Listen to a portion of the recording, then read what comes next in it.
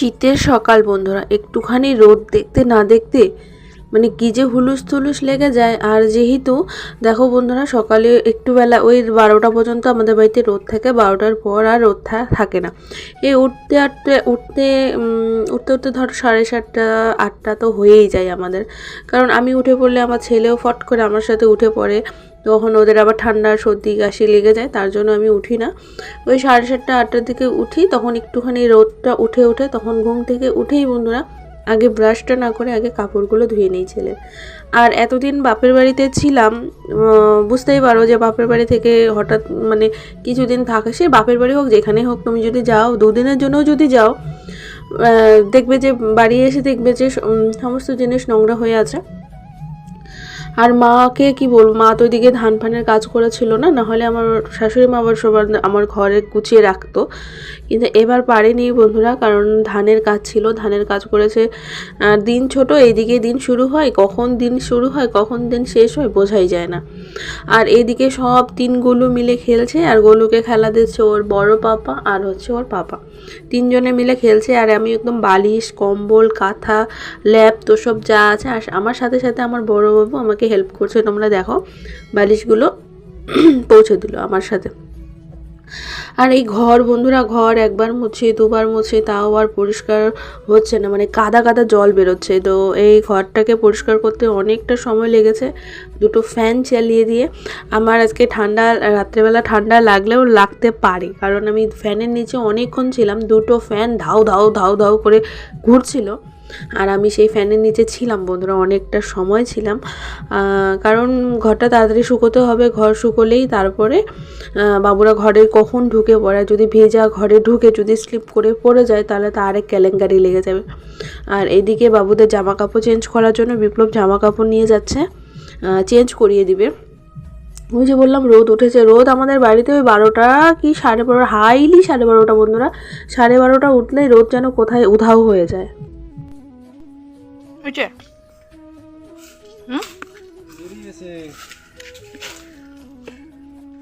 এই সামনে জঙ্গলগুলো কাইতে দিও গো।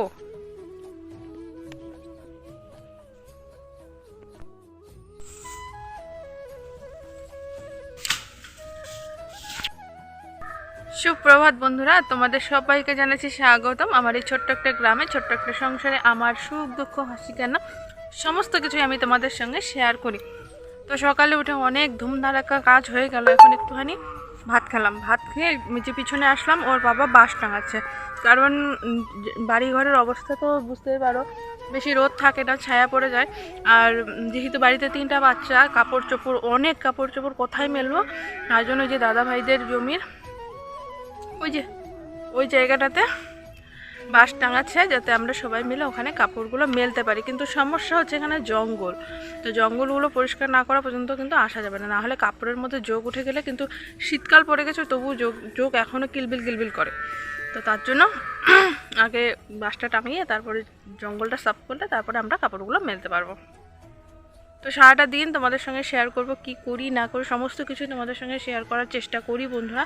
কিন্তু হ্যাঁ, কোনো সময় হয়ে ওঠে না। তো এখন থেকে আবার রেগুলার ভিডিও যাচ্ছে, দেখতে থাকো।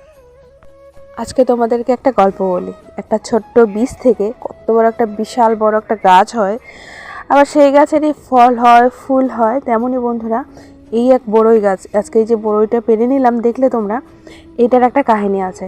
আমার বাবু যখন পেটে, আজকে থেকে প্রায় 2.5 বছর কি প্রায় 3 বছরের কাছাকাছি, তখন আমরা বিকালবেলা বসে, শীতের দিন, এরকম শীতের দিন ছিল বন্ধুরা, এই বিকালবেলা এই জায়গাটায় বসে বসে এত বড়ই খেয়েছিলাম আর বীজগুলো ফেলেছিলাম। তো সেইখানেই দেখো বন্ধুরা গাছ হয়েছে, কয়েকটা গাছ হয়েছে, অনেকগুলো ফল ধরেছিল ঠিকই, কিন্তু রাখতে পারিনি বাদরের জ্বালায়। আর এইদিকে মা বারান্দাটা মুছে নিচ্ছে, ধান পানের কাজের জন্য না, ঘর বারান্দা কিছুই মুছতে পারিনি, তার জন্য এই আজকে আমি ঘরটা মুছেছি। তারপর আমি ভেবেছিলাম বারান্দাটা মুছে নেব, তারপরে মা বললো যে থাক আমি মুছে নেব, তুমি ছেলেকে ঘুম পাড়াও, খাওয়াও দাওয়াও। তারপরে দেখো এখানে দেখো তারগুলো বিপ্লব বেঁধে দিয়েছে খুব সুন্দর করে। আর এখন আমি এই তারের মধ্যে কাপড়গুলো মেলে দেবো, কারণ বাড়িতে না এক ফোঁটাও রোদ থাকে না বন্ধুরা আমাদের বাড়িতে। ওই বললাম যে 12টা হাইলি 12:30 বেশিক্ষণ তুমি আমাদের বাড়িতে রোদ পাবেই না। তো ওই যে কাপড় চোপড়গুলো মেলে দিচ্ছি। আর এখানে না এই 1 ঘন্টার মধ্যে সমস্ত জামা কাপড় শুকিয়ে গেছিলো বাবুর, যেগুলো বিকালবেলা মেলেছিলাম সেগুলো থেকেও জল ঝরে একদম শুকনো শুকনো, মানে কালকে একটুখানি রোদে দিলে, আধা ঘন্টা 15 মিনিট রোদে দিলে একদম শুকিয়ে ঝরঝরা হয়ে যাবে। তো দেখো আমি এখানে কাপড় চোপড়গুলো মিলছি। আর এখানে না আসতে একা একা আসতে ভয় লাগে বন্ধুরা, অনেক বড় বড় সাপ আছে এখানে, তার জন্য একা একা আসতে ভীষণ ভয় লাগে। তার জন্য বিপ্লবকে নিয়ে এসেছিলাম, তার সঙ্গে এসেছে আমাদের ছোট্ট গলু। আর ছোটো গলুর মা আজকে সারাটা দিন খাওয়ার সময় পায়নি বেচারি, কারণ দেখো দিনগুলো এত ছোট হয়ে গেছে না, মানে কাজ করতে করতে সময় পায় না। তার জন্য দিদিভাই খাচ্ছিল আর বাবু উঠে পড়েছিল, তার জন্য বাবুকে নিয়েই পিছনে এসেছি। না আমার দুটোকে স্নান করিয়েছি, আমিও স্নান করেছি। দেখো স্নান করে এই চাদর ফাদরগুলো ধুয়ে দিয়েছি, সকালবেলা যেগুলো ধুয়েছি। আর তারপর চাদরটা উঠোইনি, চাদরটা উঠাতে তারপরে আবার যখন স্নান করলাম তখন এই চাদর ফাদরগুলো, চাদর, বাবুর জামা আর কয়েকটা, তারপরে নাইটি ফাইটি এগুলো সব স্নান করার পর ধুয়ে দিলাম। তো ওই সারাদিনই কাপড় চোপড় ধোয়াই হয় বন্ধুরা।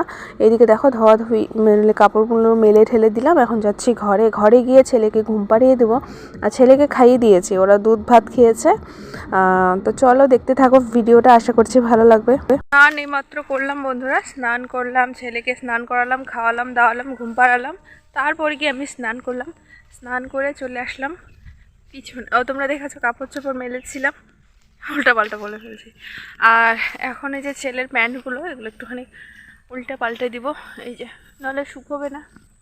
এই দেখছো, চলো কাপড়গুলো উল্টে দিই। কাপড়গুলো উলট পালট করে দিচ্ছি, না হলে আবার শুকোবে না।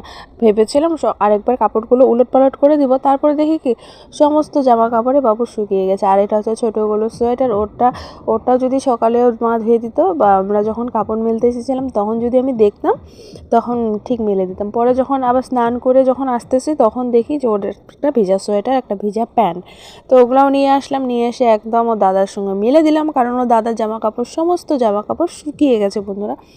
তো জামা কাপড় শুকোলে শীতের দিন খুব লাগে এদের, সোয়েটার প্যান্ট এগুলোই তো এখন বেশিরভাগ। আর সোয়েটার প্যান্ট হচ্ছে মোটা মোটা জামা কাপড়। দেখো এখানে কাপড় মেলেছি, বেশিক্ষণ সময় লাগেনি বন্ধুরা, সমস্ত কিছু শুকিয়ে গেছে। যেগুলো স্নান করে ধুয়ে দিয়েছে সেগুলো এখনও শুকোয়নি। এই যে স্নান করার সময় যেগুলো ধুয়ে দিয়েছে ওগুলো শুকোয়নি, শুকিয়ে যাবে। এটাকে বলে গোধূলি লগ্ন। দেখো একদিকে সূর্য অস্ত যাচ্ছে, মানে কত সুন্দর না এই জিনিসগুলো, সবসময় দেখা যায় না বন্ধুরা, ভীষণই সুন্দর। আর আমি নিজেও উপভোগ করছিলাম, আমরা জাম্বুরা মাখা খাচ্ছিলাম, তো খাবো করছিলাম, আর খাওয়া হচ্ছিল না। তার জন্য দেখো এদিকে আবার